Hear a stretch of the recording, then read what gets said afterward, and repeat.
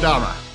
Hello and welcome to the Saladcast on Saturday the 13th of July 2019. I'm your host Dan Train. Joining me today, Zachary Burgess. Oh shit, it's Saturday. And Robert Kemp. Are you La Dama or Beer Dama? Oh right, now I remember what that is a reference to. Yeah, definitely more of a La Dama. You reckon? Yeah. Yeah. Well, I don't know. I think I'm rocking Beer Dama and La Dama That- like in equal measures. Yeah. Yeah. La Dama must have had facial hair though, so He did. Less, Actually, though. yeah. but less. Yeah, less than Beer Dama. No, maybe I am on the La Dama side just because I'm a bit grayer. Started watching a little bit of Battlestar with my flatmate. He's never seen it before. Only watched watched the mini-series, and now we've watched But that first 2-3 proper episodes. episode is like the best. 33. Yeah. Oh, it's so good. It's so good. Yeah, it's really good. I mean, And then you're like, oh, it's all downhill from here. Pretty much, but like Well- Don't tell him that though. yeah, I mean, it kind of is in some ways, but there's some good stuff in the first, three seasons? I know, I like it all. Yeah. In its own crazy way. I never liked the last season. I mean, but- it goes mad, Yeah. but I Those love kind it of all. things always get done towards the end. Yeah, It's just yeah, like, yeah. how do we wrap up this story? But we don't really want to wrap it up because we keep thinking we're going to get to make another series, so we'll never actually properly end anything. well, They constantly leave cliffhangers and rewrites. Endings always feel rushed, don't they, in these things? Yeah. they got double screwed there because there was that writer's strike. Yeah. I think that's what ruined it. But I mean, I'm sure I've said this before, that like if you ever get round to watching the feature length, not really a movie episode that is the end of Farscape, right, that Right. only came out in America because Okay. that's how much of a rush job it was. right. That thing is a fucking disaster if you try and, because of how fast it has to tie up all the fucking loose ends that they Right. left through that whole series. There's some spin-off like feature episodes of Battlestar Galactica that are unbelievably terrible. But there's one called The Plan. That's one of the worst things I've Plan? ever seen. Yeah, it's like I haven't seen those. it's almost like a clip show, almost. Huh. Like it has that guy. In the later seasons, there's that priest guy who's a Oh yeah. spoiler alert. Oh, actually, perhaps I shouldn't. No. Yeah. No, not for your unless your flatmate listens to this. Yeah. Podcast. Well, I think the fact Yeah. that you just said spoiler alert probably gave away what the spoiler was. What the spoiler was. Well, Yeah, if you know what the whole thing of Battlestar is, then you could probably work that out. But never mind. Anyway, You you might find not out be. that straight away, don't you? When introduced to that guy, it's not like there's anyway. Yeah. Blah. Anyway, it's an episode with him, interspersing between the events of the series and sort of supposedly planning things that were clearly not planned. Right. Yeah. Yeah. A weird retcon for some reason. It's called The Plan because there's always that text at the start, which is like, oh, the Cylons, they have a plan. They have a plan. And it's like, no, they Well, don't. it's supposed to be well, The yeah. plan is just to kill everyone. Yeah, the plan is Yeah. kill everyone, and they do quite well at that at the start. I mean, yeah, that was the reveal, wasn't it? Yeah. That they don't know what they're doing. Yeah. Really. Exactly. They're about as lost as everyone else. Yeah, apparently. Yeah, which was good, Yeah. I guess. It was neat. That was cool. Yeah, it was a good show. I was watching. I've been watching The Orville with John and Vanessa. Oh, right. Yeah. Because they suggested it, or John suggested it. Is that the It's the Seth MacFarlane, Yeah, that's like Star Trek parody, Galaxy although Quest. it's not. It's Galaxy Quest. kind of. Yeah, it's kind of Galaxy Just Quest. without Tim Allen. Yeah, but it gets to the point where there's not even that many jokes, and it's basically just rip off TNG. Well, that could be all right. Yeah, that's the thing, because Star Trek Discovery is so different to like 80s or 60s Star Trek. Like it's like a modern show with arcs and insane, spectacular special effects and all of this stuff, and it's quite far away from what Star Trek traditionally was. And the Orville is like basically just such a close pastiche of TNG. It might as well just be TNG, but not as well done. Right. But the thing is, It hasn't got Patrick Stewart. So that's the thing. Well, it's got Seth MacFarlane as Patrick as the captain, which he doesn't have as much gravitas as Patrick Stewart. Let's face it. But he's a little bit. His face is a little bit Kirk-like. Yeah. I mean, it's okay. It's sort of funny in places, but it's not too bad. But You've got a Kirkish face. Kirkish. But the thing is that I don't think John and Vanessa have ever actually seen actual Star Trek. So, So they're watching it, enjoying it, and I'm like, this is just knockoff. Like, we should watch some actual Star Trek. Yeah, why don't we go back and actually watch some TNG? Yeah, so I made John watch one last time. Finally, one episode of TNG, and he was like, "Oh yeah, the writing is just insanely better in TNG." Yeah, so that's why it's quite hard to watch the Orville, because it's like, if you actually know Star Trek, it's just like kind of that's weird. better. Yeah, it's kind of weird. It would make more sense if it was funnier. Yeah, so it's not okay. That's the surprising thing to me. I Yeah, thought it would lean hard on the comedy side. it's not. It's not as funny as like Galaxy Quest or something. Interesting. It's definitely much more kind of straightforward than I expected. It's kind of weird. Anyway, yeah, give it a try. I think I'm basically echoing what Red Letter Media guys said about it, to be honest, but that's because it's true. Fair enough. Yeah. TV. Watching Stranger Things? I never watched the first two because I don't have Netflix. I never watched the first two. Yeah, it's a fully Netflix show. Yeah. You should probably watch the first series, well, if you fancy it. Second one wasn't as good, but this latest one is a bit better, but you really don't need to watch beyond the first one. Yeah, I remember people saying it's like it works fairly standalone. So. Yeah, it's totally standalone, yeah. So the only show I've really sort of finished, wrapped up recently was the second series of The Tick. Oh, yeah. And those shows are odd. Like they're I think I said this on the cast before, about the first one, and that they're paced strange, and I don't think they ever hit their stride particularly.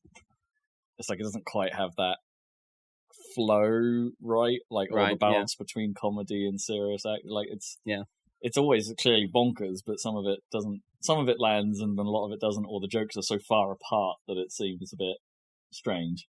Who's in it? Is it Peter Serafinovich? Serafinovich is the Tick. Yeah. There's not a lot of other famous faces in fairness. Right. It's kind of his bag. Right.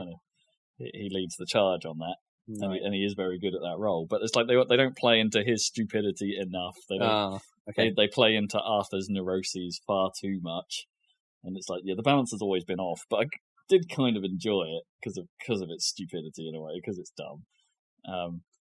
And it ends in a really bizarre place. That's like, oh, they're clearly setting up for some other weird stuff to happen next season, but it's not going to come because it got canned. So it's like, no. Then they end pretty well. But, it's just like it's not as. I remember the cartoon being properly random, like a bit like. But that's the trouble. It's like, do you really remember it? It's like if you watch like Earthworm Jim or something. Well, Earthworm Jim is still. Like when the few times I've managed to find an episode and go back to Earthworm Jim still works for me. It's random as it's great. Yeah. Or Sam and Max. It's kind of the same. Well, the Sam and Max cartoon was never all that good. It wasn't that good. The problem with Sam and Max is it has a really lofty position to try and reach, and no other form other than that original game has ever quite got there. Whereas Earthworm Jim was just like, oh, there's nothing really to go on here. Let's just. I mean, there's a lot of characters. Let's make some stuff up. Yeah, but then they made up some weird stuff, which sometimes works. Nutlog! See, this is the thing. You remember like the one thing, but then you don't remember all the other times it was bullshit. No, I remember Peter's. Like, I think I remember nothing but the bullshit. Like Peter's hatred of haggis, or every character's hatred of haggis. But that's the same as the heart, basically. The heart. It's the same joke. A liver of a sheep boiled in its own stomach. Or the fact that they always end up at the same restaurant doing dishes. Or yeah, but how many times does that happen? That happened quite a lot. I don't know if it does happen that much. I heard that Rocco's Modern Life was coming back for a special. I did hear that, yeah. Rocco's Modern... That was a weird show. That was weird. Yes, that was like a gateway Ren and Stimpy. Yeah, kind of. It wasn't as insane as Ren and Stimpy. It wasn't as gross, no. But it was. I remember, like, there was the whole episode about biting your nails or something, and they're making fun of him because he can't pick up coins from a table because he's got no nails because he's bitten them off. Yeah, and it's like, and then the occasional like not as frequent, but they did. I think it occasionally had that sort of like creepy, super detailed still, like they did in Ren and Stimpy. Did every now and then, and you're just like, eh. That was great. I guess you can't do something like Ren and Stimpy now because of the internet, right? I mean, I guess now it's just, Rick and Morty or something. But it's clearly not for children. So there's no grey area. I don't know if you could do a gross out. Well, it was more gross out, wasn't it, than anything else like that show? And it's like nothing's really lent into that. Or has it? How would we know? I don't know. Yeah, maybe you're right. Yeah, maybe you're right. But I don't know. Every kids show I've seen kids watch recently just strikes me as some kind of like flash animation, borderline internet humor. This moves at even too fast a pace for me to keep up with kind of show. Like they don't. There's something wrong with modern kids TV. I don't know. It doesn't. Maybe it's just too fast for you, mate. I'm getting old. Yeah, you're getting old. You can't watch it. I don't know. It's like I don't know. I'm of the generation where I really do believe kids TV used to be better. I really do. Every generation probably feels like that. Yeah. I mean, I don't know. Adventure Time was really good. That's done. That's over now. But yeah, that was very good. I had the random factor for sure. Yeah. But then, is that kind of it? Like, well, everyone loves ponies. Yeah. Well, yeah, that came Friendship back. is magic. What is it now? Is there something else? That was ages ago, wasn't it? It's still going on. Oh yeah, it never ends. What was the I suppose it was I can't remember the name of it, but there was one with just like the horse that has seen the universe or something, and is like zoned out the entire time because he knows everything. I can't remember what it was called, but it was really good. It was like I think it was like an internet only like series of like 10-minute shorts or something, but it was like a kids cartoon, but kind of not. And like it was brilliant. I can't remember the name of it now. The horse who's seen everything. Yeah, there's like the second season just has a horse that's that has seen the universe in its entirety, and it's just like it's blown his mind basically. So he's in a permanent like catatonic state, just going like the what's it in Hitchhiker's Guide, the total perspective vortex, something like that. Yeah. Oh, that's gonna bug me though. It was really good though.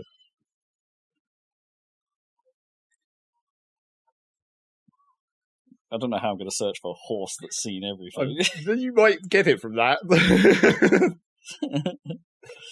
might be. It was a kind of boring ass name, like Legendary Guardians or something. It was a fairly generic name, like something that might have happened.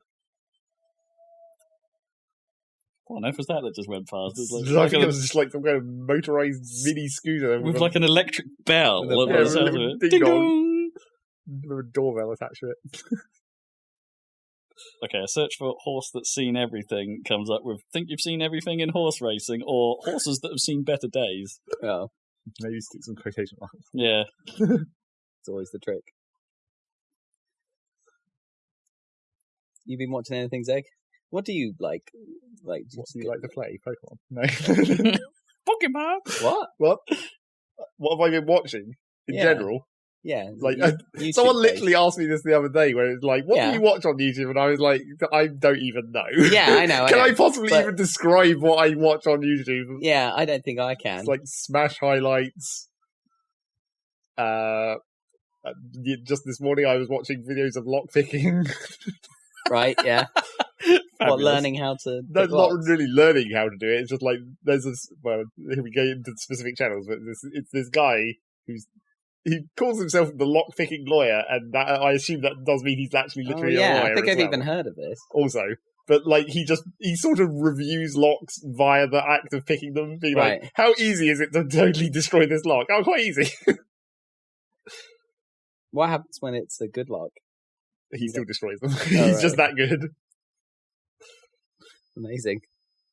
I can't remember what else. I mean, lots of random bits of games that I play that I watch people also play. It's like, here's some other people playing Factoria. And so it's mainly like games based.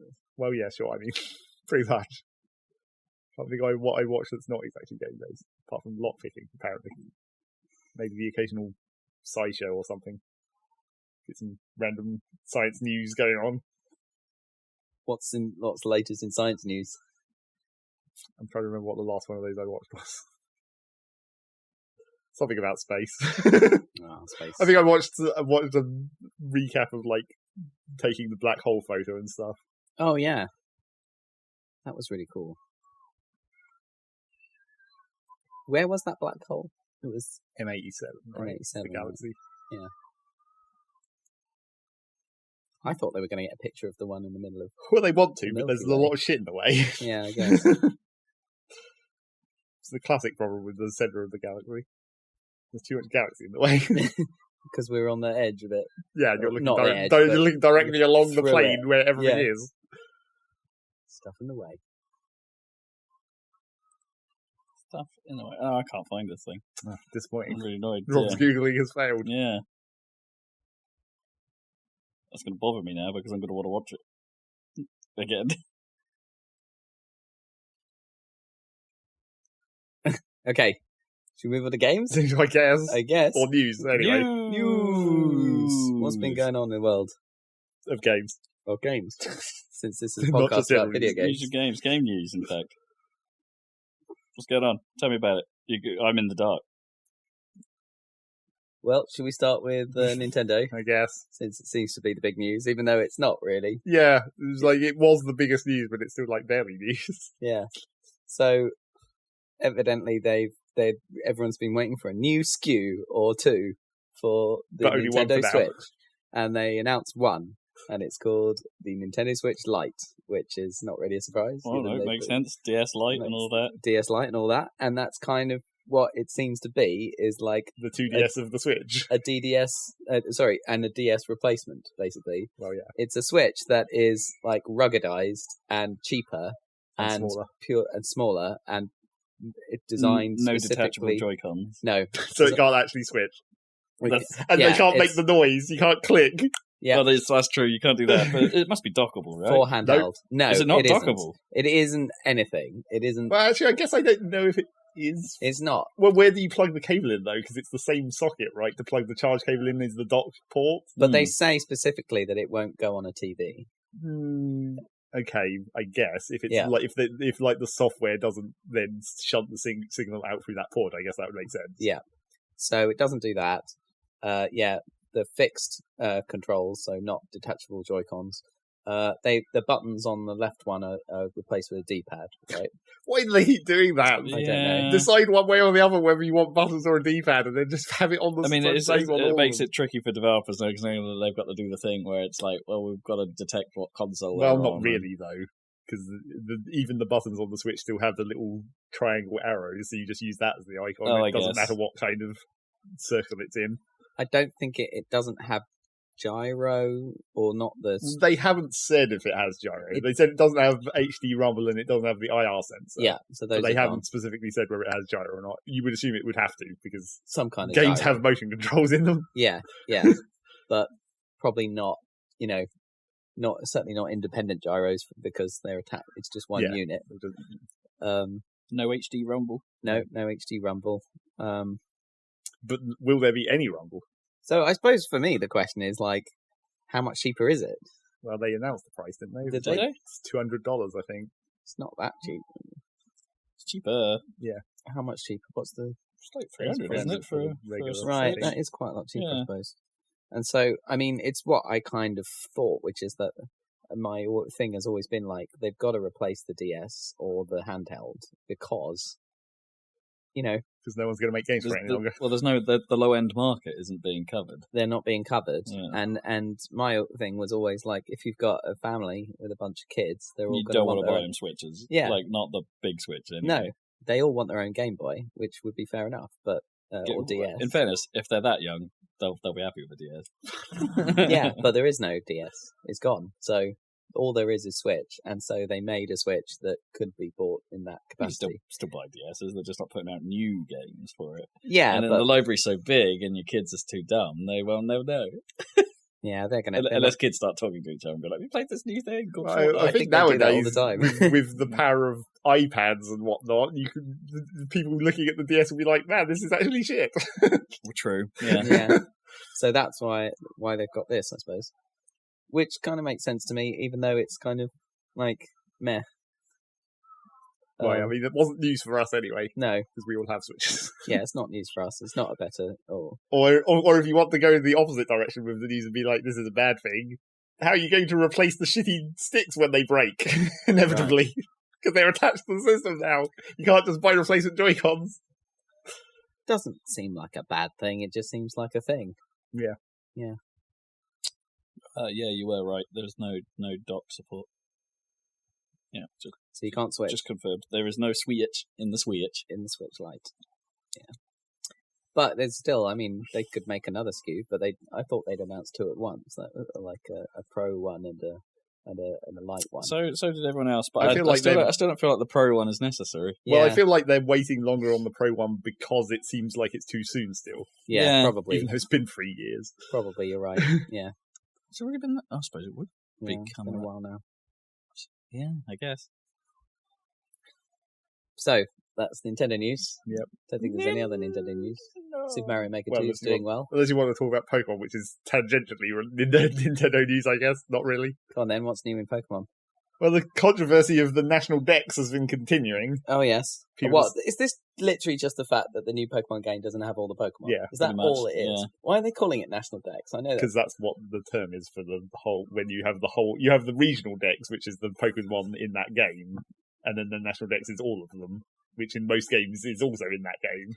Wait, so are they applying that so far Pokemon has only happened in one nation? Well, I guess it's a shortening of it international. Oh, but that even though that doesn't make sense. That doesn't make sense. But that's why regional is the smaller one than the national. National Dex. Unless in the Pokemon world it is all one country. I guess that's never specifically been said. The whole world is united, man. Yeah. But it's kind of clear that one country is supposed to be Japan. Yeah, but that's just it's a region of that one big country. Right? Yeah. But there are regions that are connected, like the first two regions. Yeah, but they're still regions. Doesn't necessarily mean they couldn't be the same country. But it would make sense that the regions that are connected, like from Gold and Silver, the Kanto and Johto or whatever, they're in the same nation. Yeah, but you could have countries that aren't specifically on the same landmass. I've sort of forgotten they did that. Yeah, in Gold and Silver, that was badass. It was had ridiculous the entire original. Map. For that age. Yeah, it was awesome. That was badass. It was so cool. Yeah. And we've included the entire previous game. Yeah, pretty much. What? But that's been continuing. But except now, like, initially I didn't care. I said at the time, this first game up, I was like, I don't care about that. I'm fine with them only being a certain number of Pokemon in this new game. For various reasons.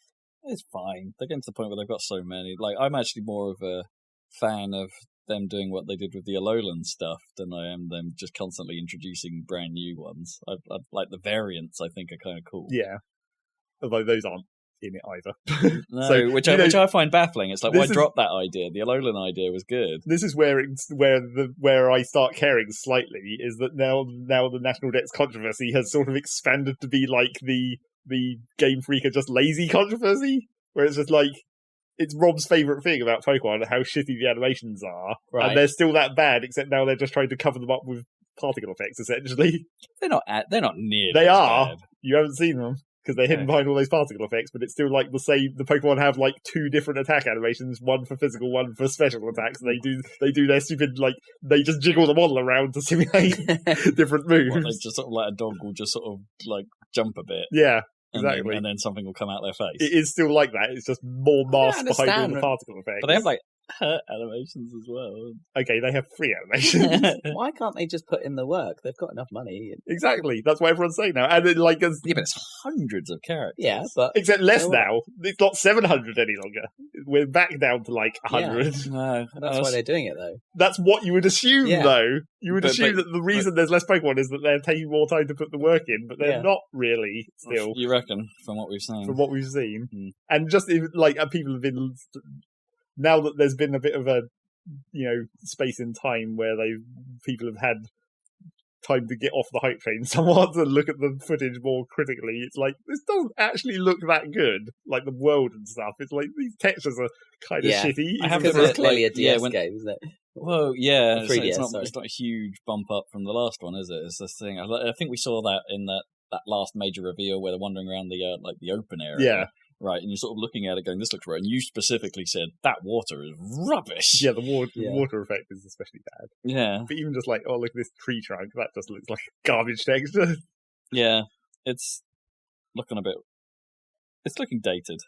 So people are now starting to include that in the controversy where it's just like, this is, you've theoretically made less Pokemon to give yourself more time to work on the rest of the game, except where? In the money. That's where we've given us more time in the money. Like, we're just going to make more. None of that sentence made much sense, but So yeah, that's what's been going on with Pokemon. People have been continuing to be vaguely annoyed to the point where it's now just like, just delay it. Except that's not going to happen. They now, as soon as you've got a release date that has a specific day, that's it. Nintendo won't delay it to that point. Yeah, no, it's fixed. They've got to put it out. They're a big enough company where it's like, well, their forecast now depends on this. Well, the trouble is that like people think of Game Freak as being big, but they're not really that big. And also, they're actually also working on another fucking game at the same time. That Towns game. Towns. Is it called Towns now? No, that's just what I called it. Towns. Okay. Hope for Towns. Okay, hope for the town of Towns. Yep. But they were also working on that at the same time. And Game Freak is only like 150 people. So they're not gigantic. I mean, they're not indie, but... How many people? 150, supposedly. Well, they're getting on for AAA size at that point. But well, quite.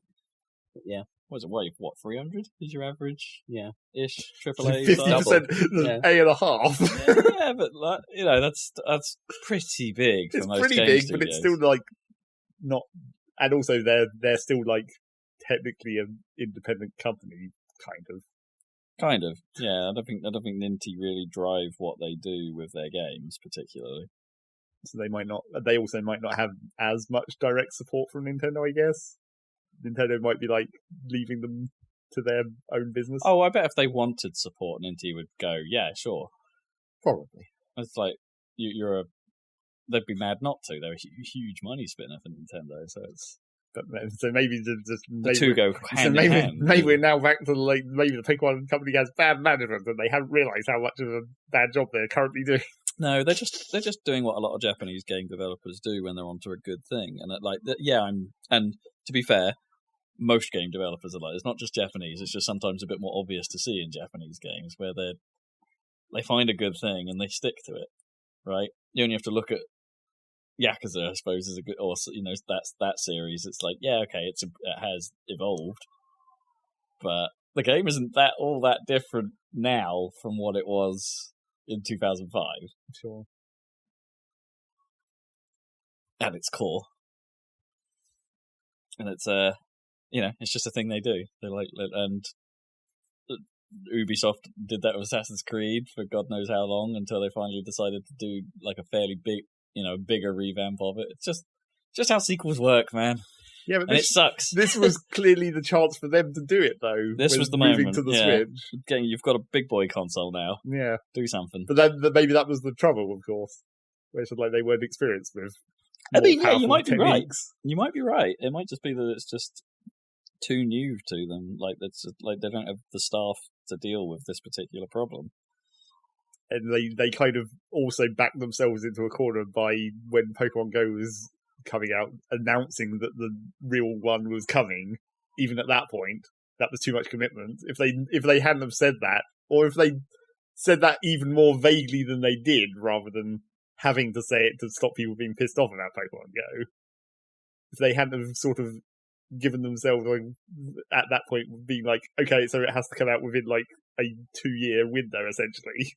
If they'd been allowed to have that be delayed more, that might have helped them, possibly. I don't know, when you're talking a couple months here and there, it's not going to make a huge amount of difference. But they could have done a much bigger delay if they wanted. I mean, it's Pokemon, yeah, they probably could have. But it's been especially as they put out Pokemon Go, and that game was perfectly fine for what it was. When did the last one, was it Ultra Sun and Moon? Yeah. When did that come out? That must have been... Is it 2 years ago now? Maybe more than that.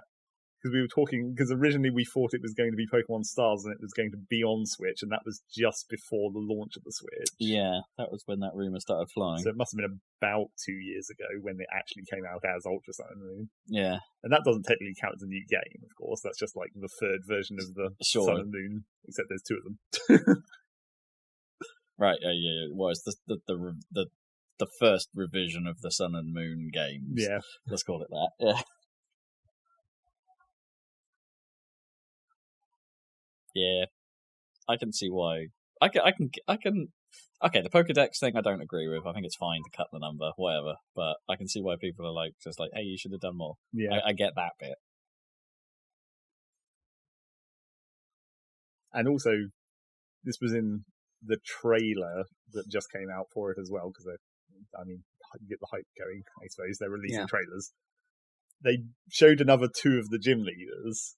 Oh, yeah. Except... People are quite happy about one of them, aren't they? Like, the girl? Well, like, people... Because the internet? Yeah, because people like women. But, like, the trouble with what... No, wait, you're thinking of the water gym. That was before that. Oh, was it? That was the E3 trailer. Oh, okay. There was another two gym leaders after that got released in this newer trailer. But the trouble is that when they showed each of these two gym leaders, it had the icon for sword on one of them and the icon for shield on the other. So now we're thinking maybe the gyms are specific to the games. Oh, weird. That's new. Maybe not, people are not that happy about that. Oh, I don't know. I think that's interesting. That's another reason for the two versions to exist. You'll notice the thing about different Pokemon being in different versions is you can trade them between the versions. That was always the idea, right? If a gym leader is different in different versions, there's no way to cross that over. Well, unless I guess there could theoretically be a way to cross that over. But... It could unlock in post-game. I think there's a fairly high possibility of it being a post-game. Like, oh, now you can go do the flip side. Maybe, but then the question is, like, how does that fit into the world, I guess? Like, if you just have these two different versions of the same world, but the gym leaders are mysteriously different in each version. I mean, maybe the story revolves around, like, the sword and shield clans of this region or whatever, and it's like you're training as part of one clan. Yeah, but it would be the same region. And then in the end, unless they But that's what I mean. You're training as one clan in this region, and then at the end, it's like you unite the clans, and they become one, or something, and then you can, because like a sword and shield works well together. Yeah, but so then, then the idea would Braveheart be that, pretty much. Then the idea would be that you'd have to have like a separate set of gyms that you never go to in the main story, except it would be two different. Just like where are these other gyms? Sure. They just. Because I assume the way it's going to work is that it will just be the gym of that town will just be different in the different versions for no apparent reason at all, even though it's the exact same place in the same world. So all the gyms just are like Castlevania; they can go upside down, and then. Oh, and also the other thing that came out of that video, Gigantamaxing. Wait, there's an even bigger version of Dynamaxing. You get even bigger. Gigantamax. Except it's gigantish. It's more like combining Dynamaxing and Mega Evolutions. Oh, I see. It changes their form and they get big. Mm. Get big. Gigantamax. Right. Well, that explains why. Well, it vaguely explains why like the word Dynamax was like chosen if they had something else. Something even bigger. Yeah. They needed a slightly bigger word to fit after that. I think that's what it's called. Or no, it's not Gigamax. Gigamax. That would be too obvious. Bigamax. But yeah, that is, again, because people were sort of annoyed about Dynamaxing being kind of boring, which is like, they just get big. And by that point, it had been kind of known that Z moves and Mega Evolutions and all the other Alolan forms and all that stuff weren't in. Yeah. So people were like, just getting big is boring. So now apparently we kind of have Mega Evolutions again, but different. Yeah. And larger maxing. Yeah, I don't know. Like the strategy doesn't seem all that entertaining either, right? Because if they get big, your other guy has to get big. Really? Well, or are they just going to get knocked out immediately by Dynamax? Well, I don't know. From what we've seen of those battles, it doesn't seem like the Dynamax moves do massively more damage. I mean, they do more, but like, not like it will just one hit kill literally everything that's not Dynamax. Right. Some moves will be survivable. So why do they have to get so big? Find out in the story. Why is it so big? Why is his hat so big? Why is this hat so big? Lethal League Blaze just came out on Switch yesterday. Did it? And the other consoles. Excellent. Apparently there's a demo as well. Yeah. So maybe people will be more interested. Demo should be. Check that game out. It's pretty good. It's a good time. Yep. So there's Pokemon news. Yeah, there's Pokemon news. Any more news? Any more news for news? Do you want to take us through that G2A stuff then, Zeg? Because I don't know the story. I guess. It's a dumb, ridiculous series of events to do with G2A. So do you know what G2A is first, I guess? So are they like the back of a van game sales site or something? Kind of. Like, I've never quite understood. I mean, they're just a key reseller, right? Basically. So they're like CD keys, but even shadier. Yeah, yes, but even shadier. There's been a lot of previous controversies over the years of various situations of G2A fairly obviously probably selling stolen keys and credit card fraud keys, that kind of stuff. Okay.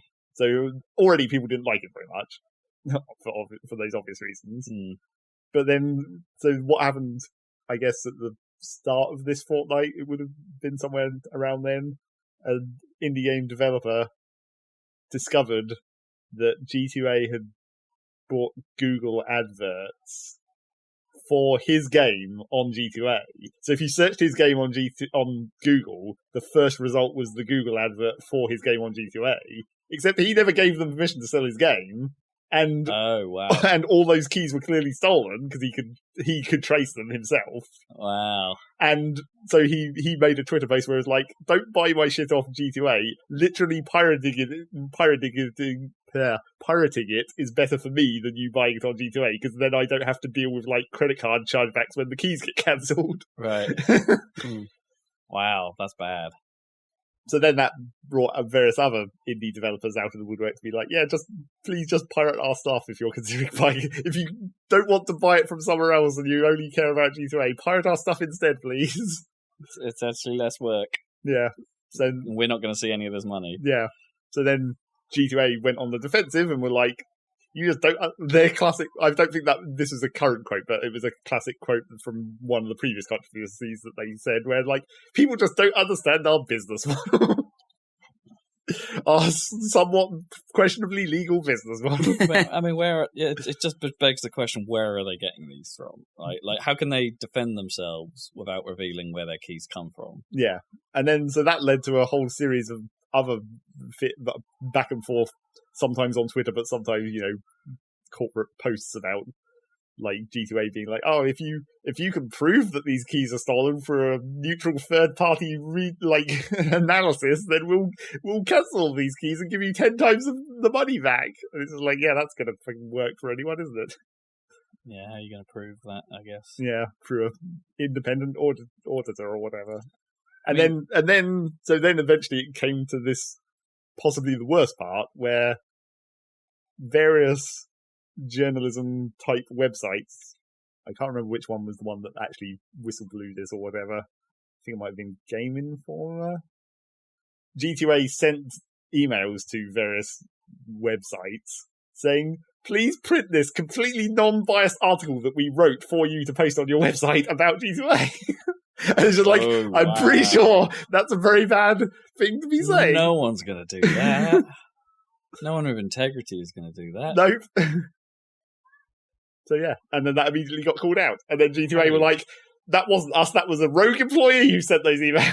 Oh, man. As you do. A rogue employee. Brilliant excuse. I mean, it could have been, I guess, but how would you ever know? It's a bad look. Man. Alright. G2A is shady. It continue to be shady. Yep. It's like, it does pull into question. The problem with like this is like, does it mean all key sellers are bad? Like CD keys, for instance, who I've used plenty of times for because you get a tiny percentage of Steam top-up vouchers, so I'll do that as a way of I can get like £4 off a £50 Steam credit or something. It's not insignificant. That's something. I think maybe with the Steam cards, it's marginally safer because there's got to be a margin in it for people to sell the cards. Right? I mean, I guess the other angle to the key reselling controversy is that it's a way to bypass regional pricing, basically. Sure, yeah. People use VPN or whatever to buy keys cheap in wherever they're cheap, and then sell them at regular price wherever they're not cheap. Because places like CD keys and stuff will like explicitly say this key will work on accounts for these regions and things like that. So you could dial in the best price if you want by finding a key from a region that works for you, which is kind of cool. Legality, I'm not quite sure about, even with that stuff. I'm sure it probably is fine, but it's just like it's slightly odd. But it is. I like to think that these key resellers, as I say, are getting hold of the physical copies of key, like cards or whatever and stuff like that. Because when they post, you get the email from them, it always looks like there's like a photo or a photocopy of an actual key. Sure, for those, And then when it's a game key, that's just literally just a text file with a string of numbers in it or whatever. Yeah. There's not really any accountability on that one. And I hope to think that retailers like that are just taking a huge cut on the margin they make in the hope that the convenience and the lower price is going to bring people in. Right? They are risking the low margin to get more sales, and it works for me. I'm paying less, but. Well, you haven't, but G2A this constant key sourcing controversy. Yeah, I think tarnishes them all, and it's it does raise serious questions about how this part of the industry operates. Yeah, I mean, literally. I mean, even in the case of CD keys, right, or ones I'd consider to be slightly more reputable. It's there's no guarantee that those cards, the physical cards they got hold of, came from a decent source, right? Well, sure. And that's the other. I mean, that's a slightly different angle of that. But yes, theoretically, those cards could have fallen off the back of a truck or whatever. Yeah, and just fell in the balance, and just fell into them and be like, "Oh, flash sale on this particular thing." Slightly different with physical goods than digital goods. Yeah. Yeah, I think if you actually had you're selling a physical thing, and you can I think they're actually on one. There might be some regulations, or the publishers of things actually do scrutinize people who suddenly go deep cuts on this game, this digital copy of a game, and they're like, "Whoa, hang on, what are you doing?" Whereas if it's a physical disc, I think there's the onus on the retailer can just sell it to whatever they want. Hence why you get Tesco selling Soul Calibur for £10 if you're lucky. Yeah. Sort of the problem with the G2A end of it is because it's a reselling site that it's theoretically you can, from your Steam account, you can sell your unwanted gift games, which is another problem because the gifting system on Steam is, meant to be friends only and all that stuff. And they've made that worse since they dropped gifts being an inventory thing.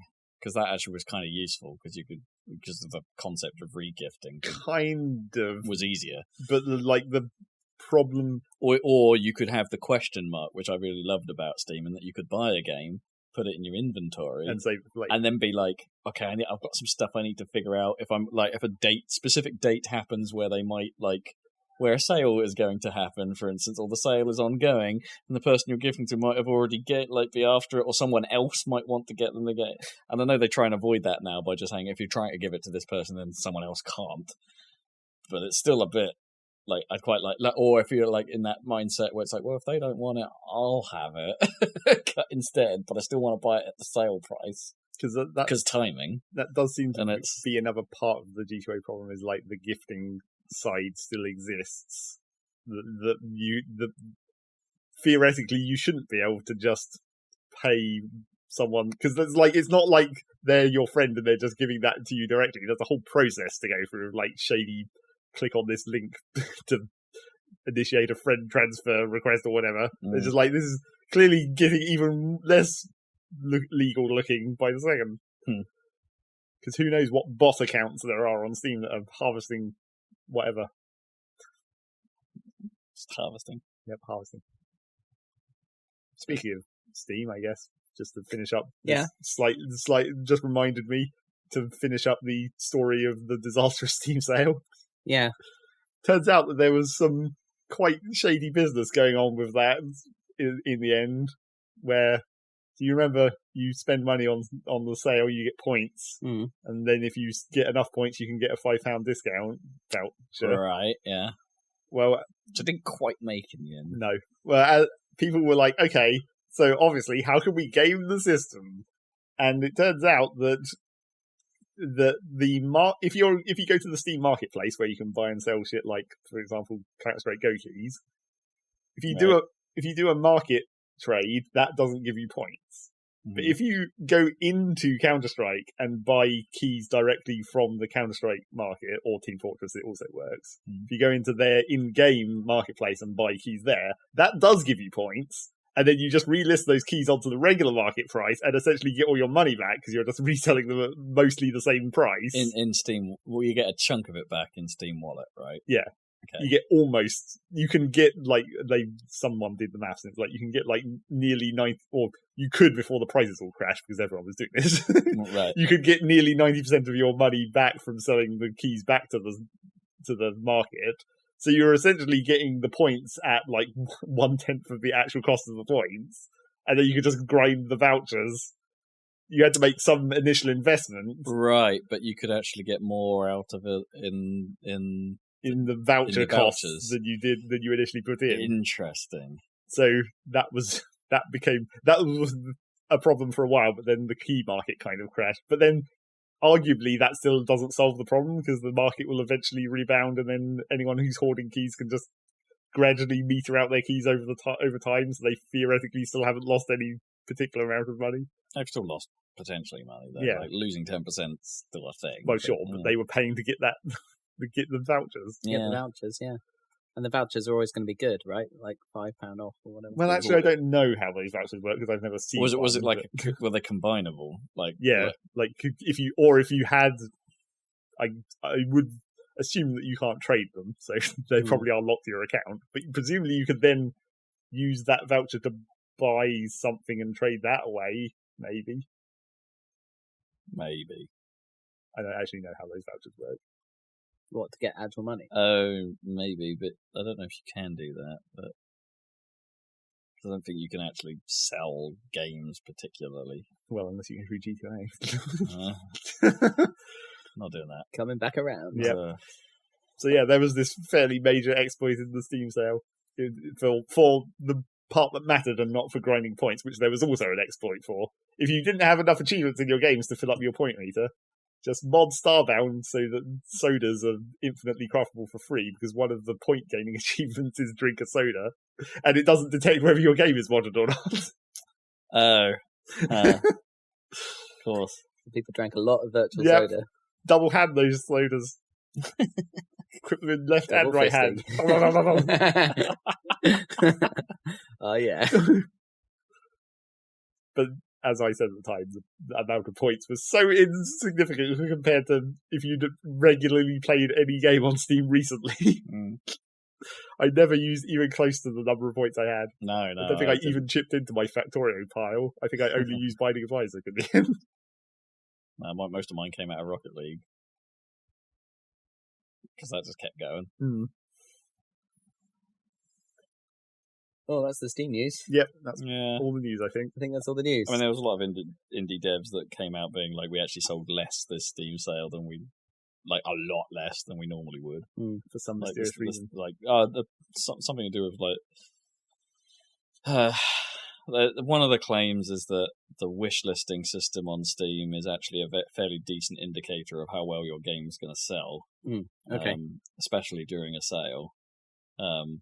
And because it immediately reminds you over and over that. And because people use the wish listing to gift. To gift. Yeah. I guess that does make sense. So the people misunderstood how the competition giveaway, how the sale giveaway worked, in that they thought that like, if I've got an epic wish list full of games, then the prize I might get is going to be a random one from the list. So a lot of people started delisting games from their wish list. to limit the selection that they thought it would potentially pick. However, that's not how the system works. The system would always pick from the top. Yeah. It was either your top one or the top three one, if you got the full. Yeah, top one, top two, or top three, depending on what position your team came in the race. So they were delisting things for meaningless reasons because the rules weren't clear. And as so many things, if that's so. Yeah. And so indie devs didn't get the small, and because people delisted cheaper games, thinking they would want, that if they were to get one, it's like, hey, can I have the more expensive ones, please? Like Cyberpunk pre-orders. Lots of people got Cyberpunk pre-orders. Yeah, you only needed to look at the results and be like, every day it was just all Cyberpunk. Yep. And then maybe like Witcher 3 or Total War, the new one. Oh, yeah. Whatever that's called. Yeah, I can't remember. But yeah, so there's a lot of that going on, and it's so unfortunately it seems like indie devs really missed out on this particular sale, which is a bummer. So yeah, not a great Steam sale. I didn't think that a lot of the price cuts were. They're the same as they always are. They're never going to get better. I know, it just didn't feel impressive this time round. I didn't actually end up buying all that much, for myself. I went into it thinking it's like, I'm going to be the good Samaritan this year. I'm going to randomly gift a load of stuff because I kind of just want to get out of the cycle of birthdays and Crimbo and all that. Right, because I hate it. You just want now the only gift-giving event of the year is just Steam sales. Is sales. Yeah, I'll be more happy to just sort of be like, rather than wait for a time, just go like, here you go, have some stuff. I'm feeling generous, go for it. And I looked through the list and was all like, well, basically you don't show your profile, so I can't see if Dan's got a wish list. What? Your profile is marked as private, supposedly. I didn't do that. Oh yeah, so I can't see if you've got a wish list. Probably happened during that whole mess with the profiles a while ago. Oh. Yeah, I mean, I don't remember doing that. Yeah. Okay. And I didn't end up, by the time I sort of got myself into a bit of an overthinking about it, like with especially with you and Kips. I sort of overthought it a little bit, and I was like, I don't know. Well, I saw it. I'm not buying anything. I did that on my own list. Yeah, I was looking at it and I was like, do I really want to buy that right now or ever? I don't know. I had the backlogitis. Well, you always have that. Yeah, because a bit of me was like, I shouldn't buy anything because I've got so much I've got that I actually do want to play at some point. That it's just not worth it, especially when Kiwami's came out on Plus, and then I noticed, I've got Yakuza 0 on my list. Oh, sod it, I don't need to buy that then. Don't need to buy anything for 60 odd hours. I've got long games coming out the ass. It's great. And I've got tons of indie games that I still have never played. Yeah. All I ended up buying was a game that I'll talk about later, and I did actually buy 2 Point Hospital because I said I would. Yeah. Oh, excellent. Okay. Excellent. Okay. Should we move on into what you've been playing? I think so. Okay. Who wants to go? Do you want to talk about 2 Point Hospital, Sig? Well, I didn't play it. Oh, okay. What did you play? What I did play was the other thing that I bought, I guess. Tell me. Then some other things. Well, you're not going to like it. Oh, no. Oh, no. Is it the new Zachtronics game? No, I don't think he's actually put out a new game yet. Oh, I thought he had. I think he put out a document, like a PDF that describes his game making process on Steam. Oh, weird. Maybe kind of interesting. Yeah. And I think that might be free. I don't know. I don't remember. That's interesting. That is interesting. But the game I played was a game called Factory Town. Factory Town. Yep, it's not Factorio. Not quite. Well, sort of, thank heavens, I guess. Yeah. But I played that. It's basically Factorio. There's a different game of the same logistics problems, except not quite the same logistics problems. It's actually kind of a weird... it's Factory Town implies a city builder thing more than just a factory. So there is some townness. It's sort of, I guess you could compare it to this kind of a combination of Factorio and maybe one of those old town building games like the Egypt one, or what was that? Oh game? yeah, Egypt Anno one. Or something. No. What was that? There's the Egypt one and the Rome one. Yeah. They were that similar type of. Yeah. I can't remember what those games were called. They had a real generic name. Yeah. Just like Egypt. I remember you showing me them now. Long time ago, are we? They're old. But it's those kind of town building. The reason I would compare them to that is because the mechanic of those games was the service buildings, the water wells or whatever. So Empire Earth or something? No, that's a different game. Yeah. But the service builders would create a person. Pharaoh, that's the one. It would create a person that would walk around, and as they passed the buildings, that was how the service was transmitted. Right. So if you had the water carrier would walk past the house, and then they'd have water, and that would be that. That's how those game systems work. So it was about building like the correct layout of streets or whatever. Not quite a Settlers style, but no, not quite. But it has some similar elements where like you have the marketplace, and it has like an area of effect around it, and therefore you want to build your houses within that area of effect and that sort of thing. But then it's also got like, conveyor belts and stuff like Factorio.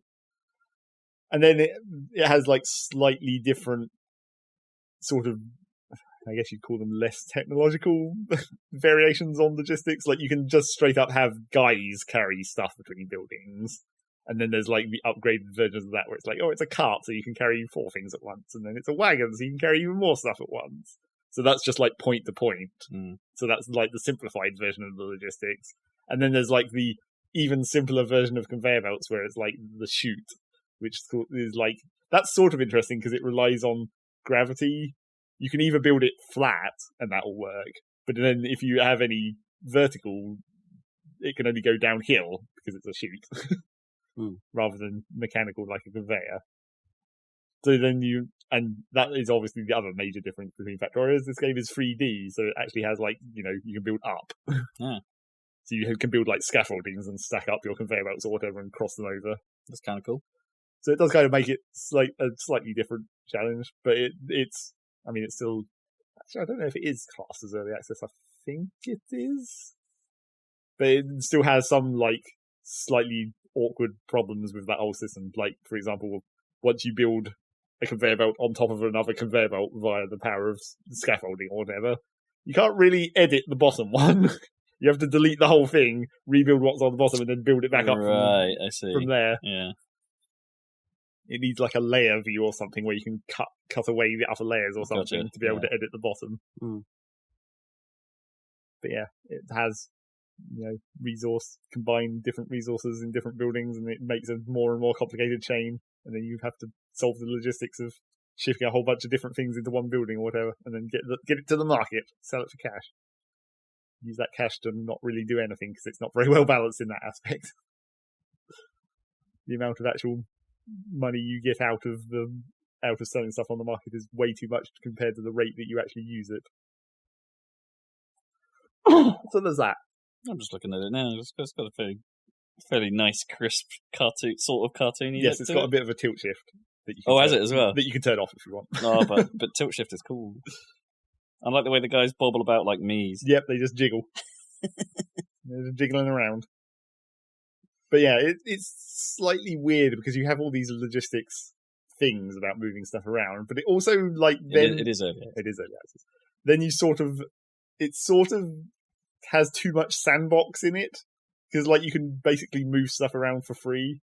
Like right, there's no demolish. Yeah, it's not like you're building stuff in real time or anything, and your guys aren't delivering stuff to a construction site or anything. You just have to have the resources somewhere in one of your storages, and then you can just build a building. And there's no limit to where on the map you can build it.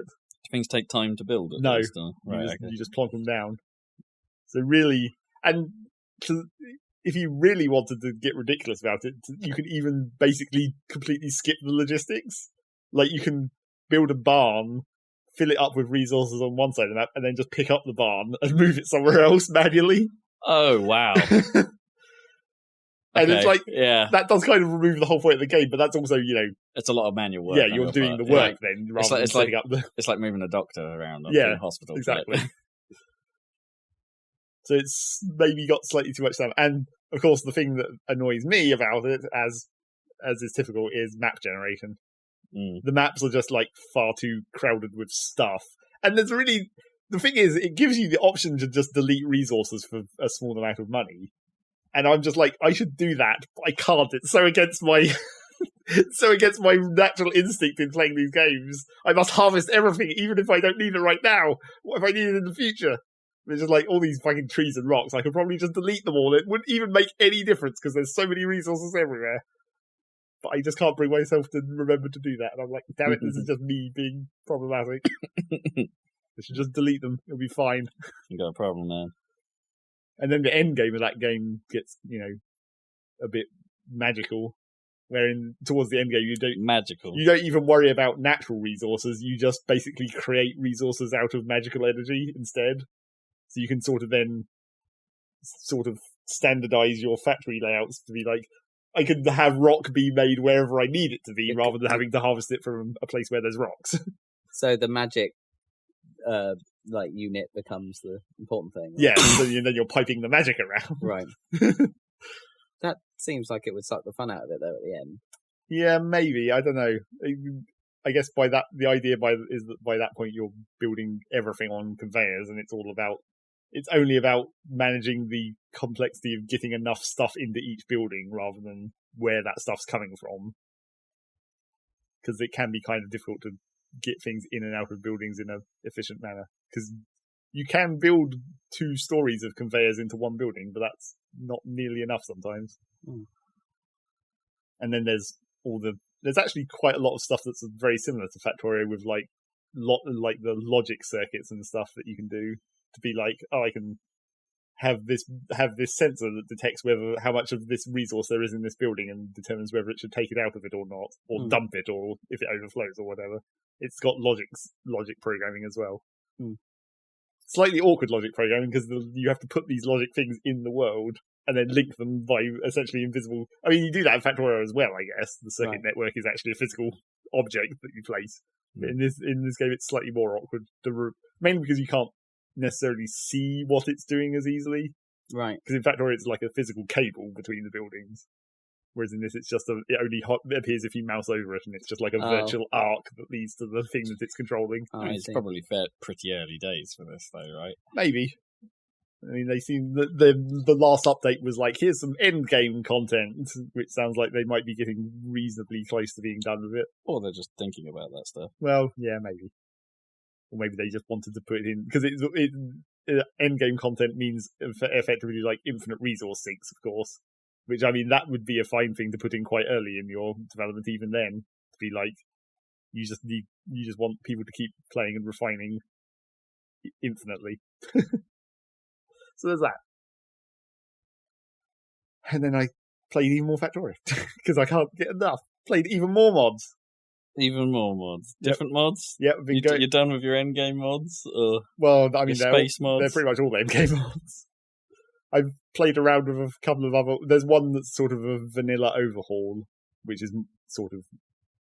I'm not sure if I'll go any further with that because it's not different enough, really. I guess It's just like it's different, but it's not as complicated as like Bob's mods or whatever, which is a total overhaul. So I was just like, okay, well, maybe I won't play that. But the slightly more interesting one was a mod called Warptorio, where you basically have the warp reactor in your middle of the base, which was a failed experiment into energy generation using interdimensional rifts. Except what it actually does is just produce a shit ton of pollution really fast. But what it can do is it can't make energy, but it can warp you to a different dimension. So basically it's Factorio with like stress. Because now you just have this thing in the middle of your base that just makes pollution constantly. So you have like 20 minutes before the aliens will overwhelm you. So you basically just have to like really quickly harvest as much resource as you can, do as much factory building and technology as you can, and then just warp the shit out of there and start over. So essentially and then the area around the warp reactor, the warp platform, is like, you can expand that over time, but that's the only area of the map that goes with you when it warps. Oh, so you have to build like a compact factory on this platform that has the best stuff that comes with you. Yeah, that takes everything with you, and then you're basically just running out, building some mines real quickly, harvesting as much shit as you possibly can, and then disassembling that all before you have to warp out again. And then obviously, like, the more times you warp, the longer it takes for the reactor to charge, and those kind of standard tower defense-ish kind of ideas. Do you remember that weird mechanic in Black and White where at the end of the level you kind of chucked as much stuff into the hole as possible? Yeah, the big old warp hole. You're just Which like, I can take all of this shit with me. It will just take a long time for me to do it. Yeah, it was weird. Did it actually do that though? Didn't it like limit? Didn't it have some sort of cap that you couldn't see? Yeah, I think it did have. You just didn't know. Just chucking people down this giant wormhole.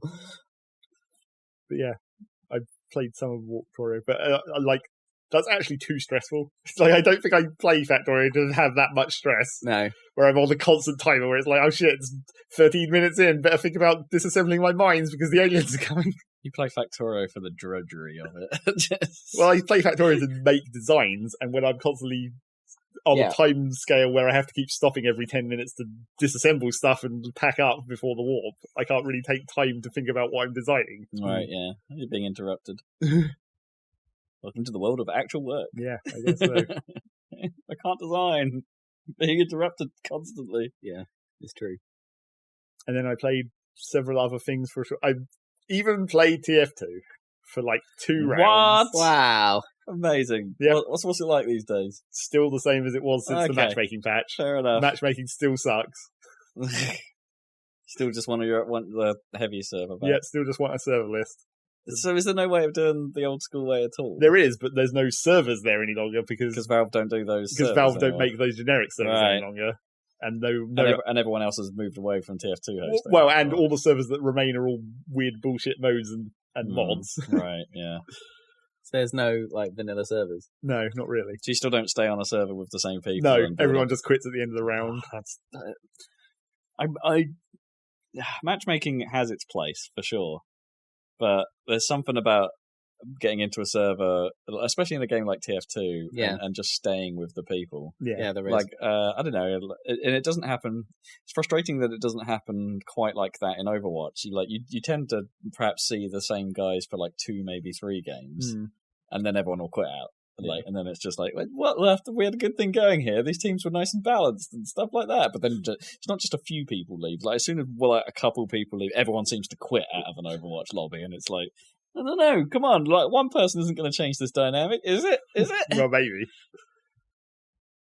Who knows? I guess when you have, it's like the smaller the number, the more likely that is to fuck everything up. That's why no one ever stays in a Rocket League game as soon as anyone quits. True. I mean, Rocket League. The small teams in Rocket League do make that less of a.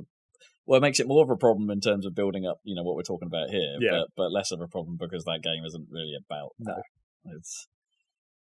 Or can't really do that as well. No. And then I also keep randomly playing more Binding of Isaac, just because it's been a thing because I've been wanting to play something slightly more active that's not Rocket League, and I haven't managed to decide on anything else, so I just keep ending up playing Binding of Isaac instead. Play Overwatch.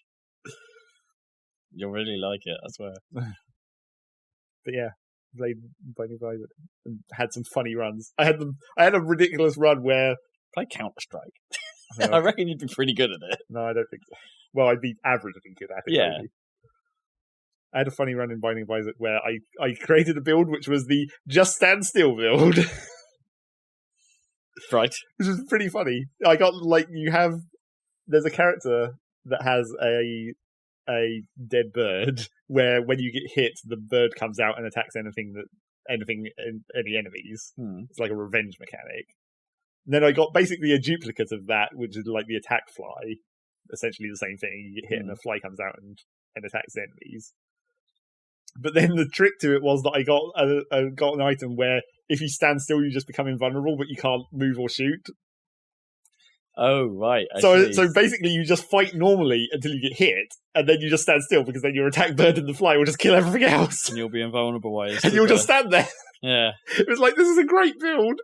It's real slow, but it's practically impossible to fail. Yeah, that's pretty funny.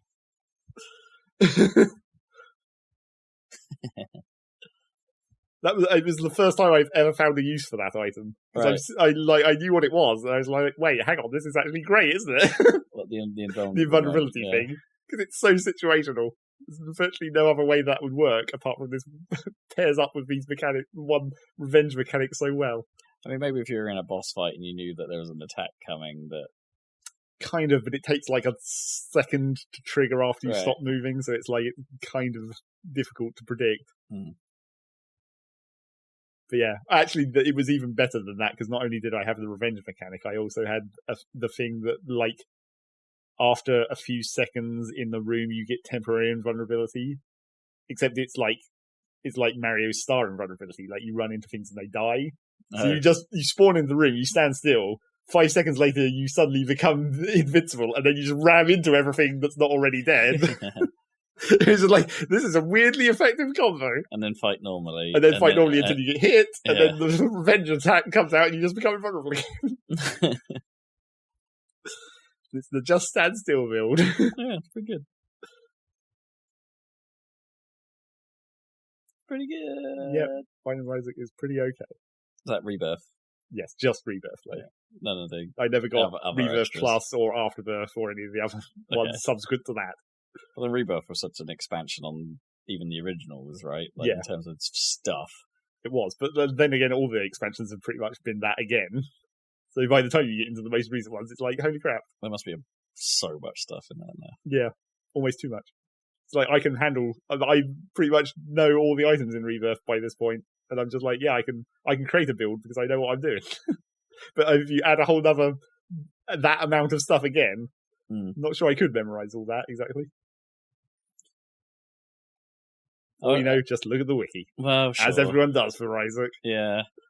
I don't think I'd have minded so much like back in the original, but it was like when I don't mind getting a random power up that has some sort of weird effect, and then you haven't to pick it up. But when it's like so obscure, like the consumables, we don't know what they're going to do until you use them. That's why I think I have a bit of a problem. Like the cards in particular, they were so obtuse because it's not like because they were just playing cards. It's like remembering what they did. It was actually problematic because they were just cards. It's like, what does this number do? And it's like you couldn't really remember the system very well. I mean, I guess that was solved slightly when they changed those to the tarot cards. So they actually had names. Right, yeah, that's better. And it was like, okay, now I can remember that this is like the lovers is the one that gives you hearts because that makes sense. Yeah. Yeah, that's definitely better. Where it's like, just think about Enter the Gungeon's guns, right? You can infer what they do from their name to some degree, and most of the time in Enter the Gungeon actually also tells you. Right, yeah. Whereas in Isaac, nothing tells you anything. No. Apart from in the pop-up when you get the item, sometimes it will say vaguely what it does. Sometimes. Sometimes it will just say random bullshit that's totally meaningless. I mean, you want a bit of that, but you want... I kind of want most stuff to be... Yeah, it can be bonkers, but I want to know how bonkers. Yeah.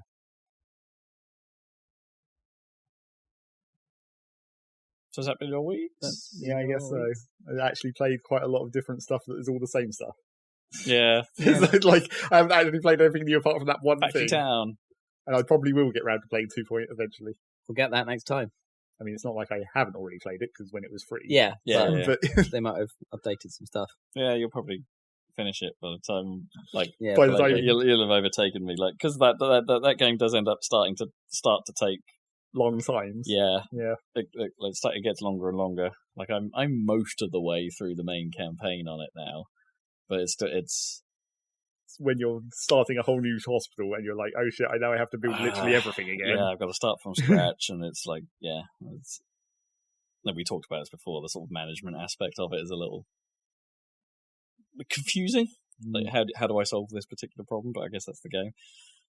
What kind of using its tools? What can I actually do? Yeah, I don't know. I've sort of the draw has faded finally. For me, it lasted longer than I sort of expected. To be fair, I didn't me and those sorts of games don't really gel just because of how I play games now. I don't have super long stretches of time generally. Because there's always something going on, or some interruption, or something I'm doing, or I'm running, or or I've got to go get gnome from somewhere, or something just there's always something. There's always something. Yeah. So those guys, but I stuck with it, and it did draw me in for a lot longer. But now I know I'm just going to kind of be doing the same stuff forever. You've got past the tutorials essentially now. Yeah. So here's everything. Yeah, even then, I don't think I've unlocked everything yet. Well, no, I'm sure there's one new disease per level, as usual. Yeah. What you been playing, Rob? Mostly Yakuza Kiwami still. Sweet. That thing has got its hooks in me. I'm about 20 hours in now, and so I guess in that last week's conversation, I was talking about it in the sense that the game funnels you through the story quite a lot at the start, as you'd expect. Yeah. And so I was seeing a lot of the soap opera unfold. But like so, and I still think something like a lot of the writing is still very good. I think a lot of the in that sort of over the top Japanese way that a lot of this stuff tends to be. And I still think it's still got great style. It's still got great, like the voice acting and performances are pretty good and stuff like that. Even though everything's in Japanese, so they could be saying anything for all I care. But the emotion feels right. Yeah, it's like watching anime or whatever. Yeah, exactly. It's not like I fight for my friends or that kind of delivery. It seems good. But I have started to run into a few. Like Rob review, I have started to run into a few flaws here and there after like what was a fairly genius start, and some of that is just I think might be because it's just how the remake and some of the new systems in the remake have been implemented compared to the original, and how they're following the original script pretty much word for word. Like I've gone and done a little bit of research and been like, how does this actually compare to the original? And it's like the cutscenes and the story progression and all of that are pretty one-to-one, but the world itself and the sub-stories around it and the character progression and the multiple fighting styles and all that stuff, all of that is borrowed from more recent games and pulled in to make the original feel a bit more complete. And for the most part, it works. But where things I think go a little wrong for me is like I had the early game is hard. Like some of the boss fights are exceptionally difficult at the start because the game hasn't opened up enough at that point for you to really grind out your abilities and experience. Right, I see. So there were a couple of early boss fights that I had a real problem with, and it took me ages to beat them. The first time you faced Slugger Majima, for instance, I was Slugger Majima, yeah. What a great name. Well, his real name's just Majima, but he's called Slugger Majima when he has a baseball bat. Oh, I see, Slugger Majima. Yeah. Okay, get it. That fight was a real bastard, so I ended up bailing out of that and reloading an old save.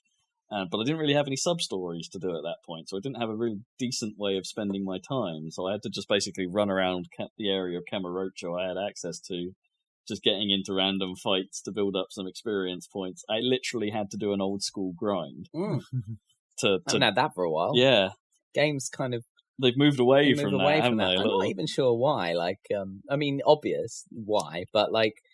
There's a certain appeal to a little bit of a grind. Oh yeah, no, don't get me wrong. In like a proper RPG setting, like a little bit of a grind makes a bit of sense because, like, I feel like when you're grinding in an RPG, you're still kind of learning because as you get more powerful, you get the ability. I don't know. I feel like I can just cock around a bit more, and in the process of doing that, you find things.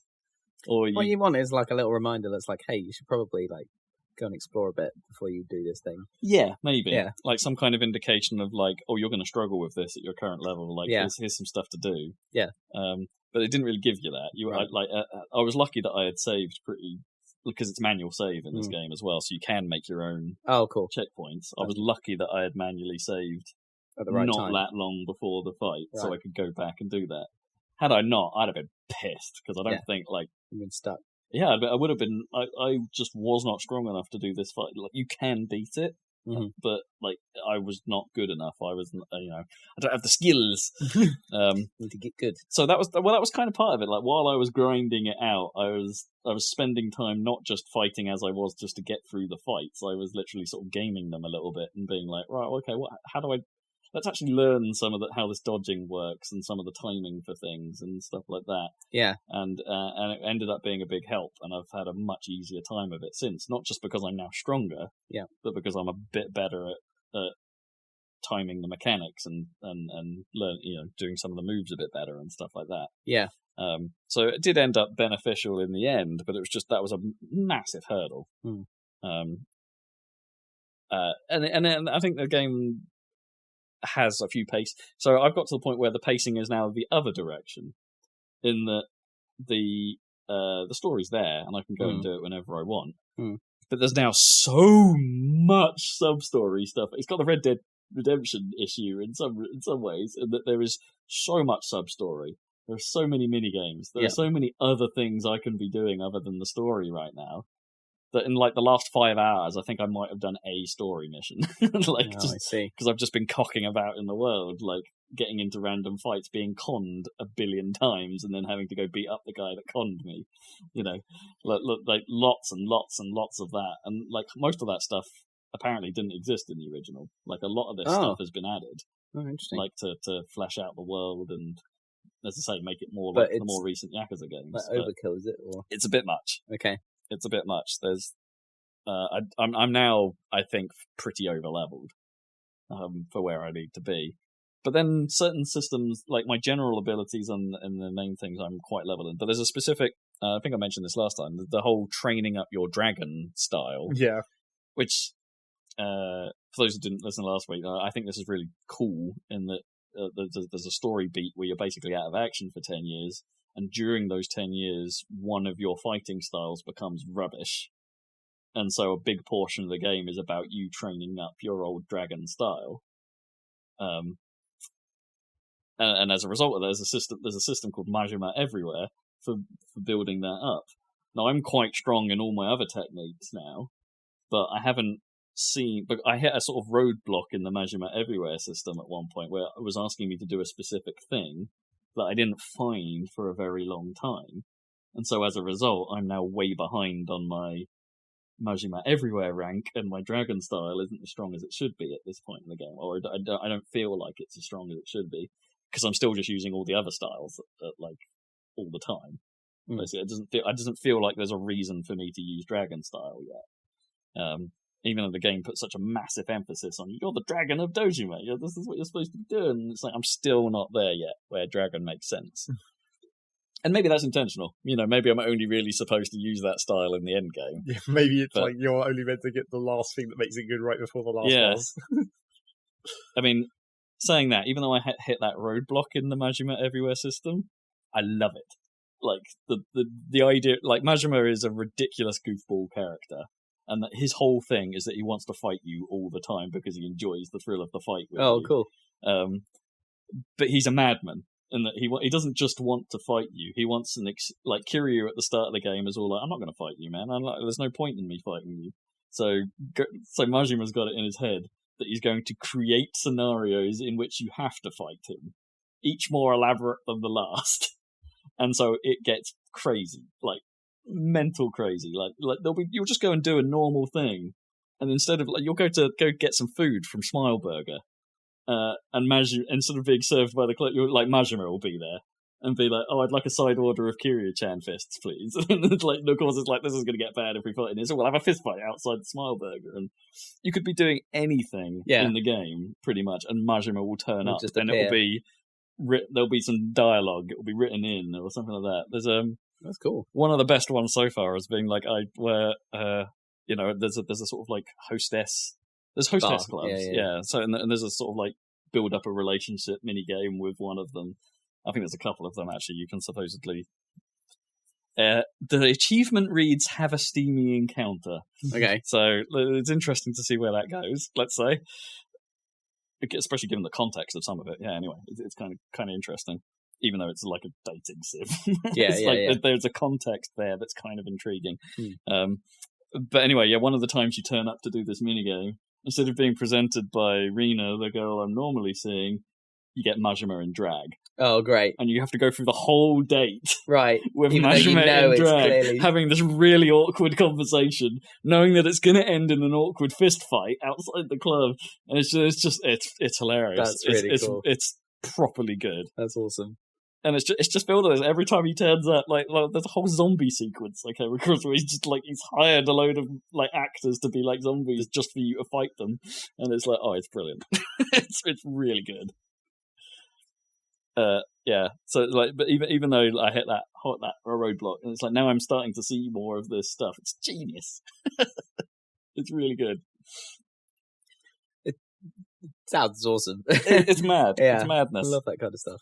I think I wish the game had less of the the random battles basically, because as you're walking the streets, you go to random guys just go like, it's that guy, and then just come up to you and want to fight, and there's nothing really to it. It's just like the super easy like minion fights that give you a little bit of money and a little bit of experience. That's the grind. But they're a little too frequent at some point, and it's just like, well, I'm way stronger than you guys. This doesn't really gain me anything, but you're there, and I've got to kind of either try and outrun you and get around you, but then in order to or do what I normally do, which is just like, well, the place is right there. If I sneak into the place, it's like you can't fight me, so you know. And it's there's a little bit too much of that while you're just trying to get your sub stories done. I don't know, I'm still really enjoying it. It has problems. I think the fight system could be refined a bit, but it is good. There's so much. I mean, yeah, it could do with trimming down, I think, and making. I've heard a lot of this stuff is borrowed from Yakuza 0 specifically. Oh, I see. Yeah. So if I end up going to play, right? So if I end up going to play Yakuza 0, there might be a lot of overlap. Right. I see. And apparently, some of the systems from 0 have been refined a little bit in Kiwami. Mm-hmm. Some of the mini games, in particular, have been tweaked up. So I'm aware that if I go play 0, there might be some elements that aren't quite as good.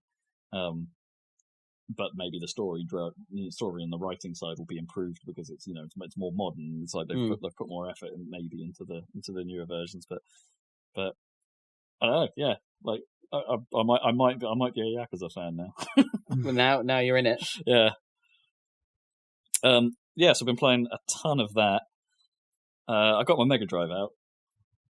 So I've been messing around a little bit with that. Not really much to say in particular. I've just been playing dribs and drabs of old Mega Drive games here and there, which looks super crisp up through an OSSC. Are these your own cartridges that you? Yeah, proper cartridges. Had yeah. Back then, or no. Most of this is like I never had a Mega Drive back right, in the day, that's so it. Most of the stuff has been acquired over the last 15 odd years, so a little bit late to the game. But a little bit, yeah. At the moment, we played Golden Axe, or we watched Kippers and Jam play Golden Axe last weekend, and we played through most of Streets of Rage before getting beaten by what looked like the last boss. Yep.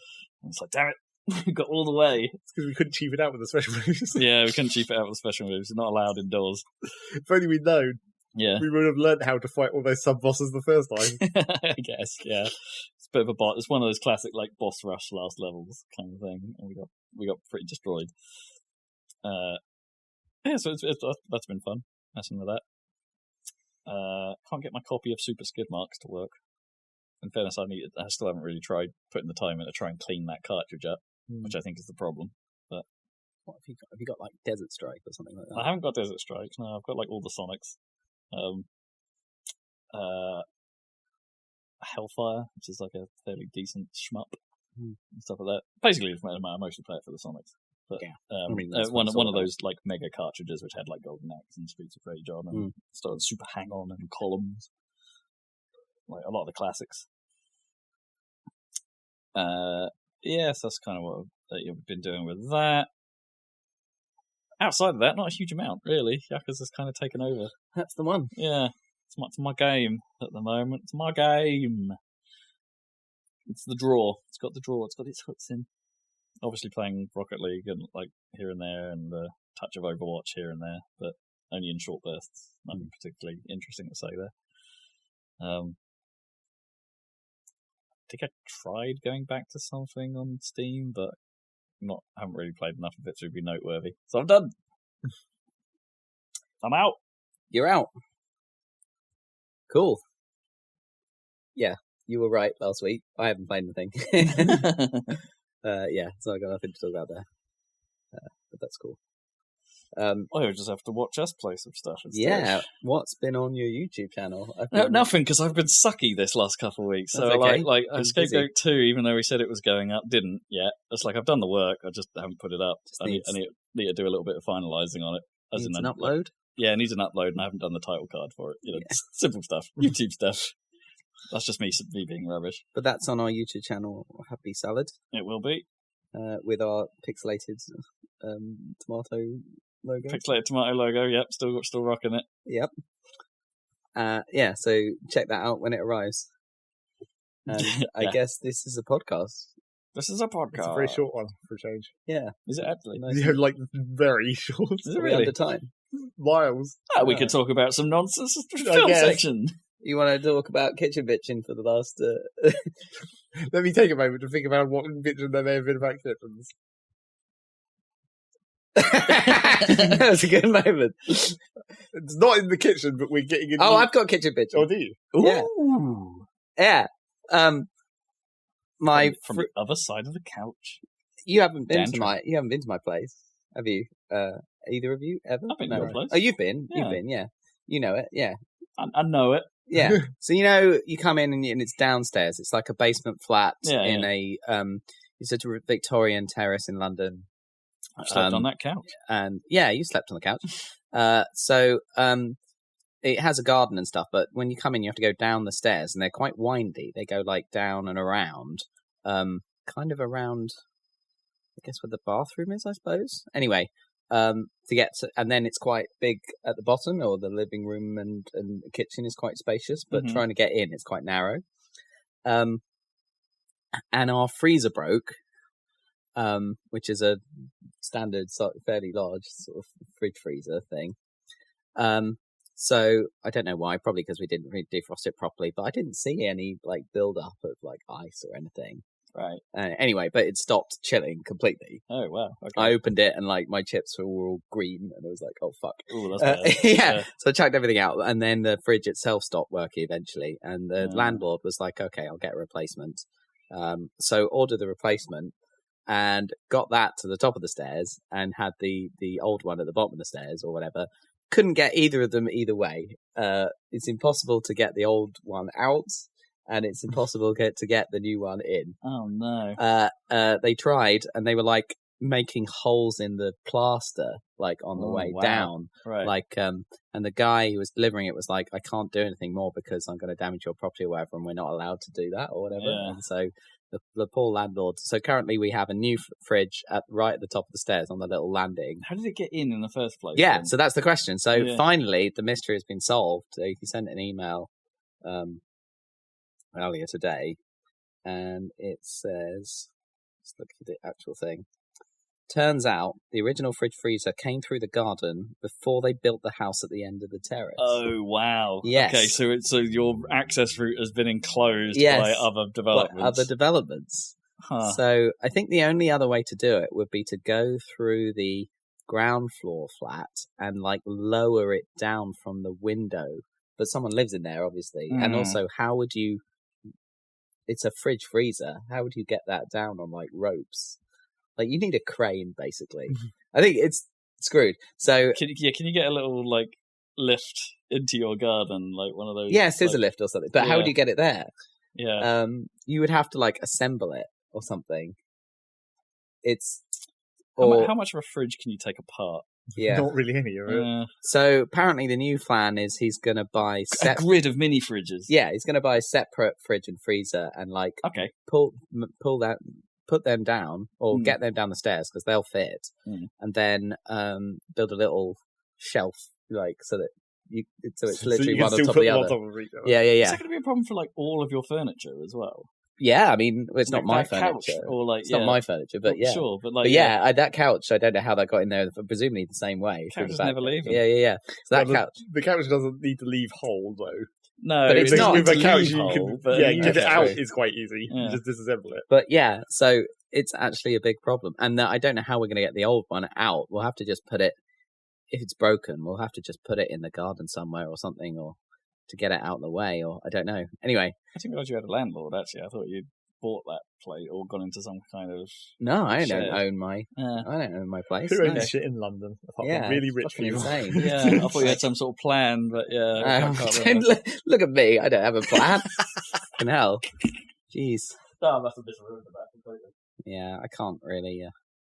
I did look at buying like a little bit, but it's a bit. I have enough savings for a deposit, but it's just the mortgage situation. I wouldn't want it. It would be too big a mortgage. It's still nasty. Yeah, it'd be way too big, especially with So who knows? I mean, I've been confusing myself with the mathematics of what if we ever moved. Yeah. No. There's Rob's interrupting us. I still don't know how I do that. It only ever happens on the podcast. So I do something on the podcast that turns Bixby on my watch on. Right.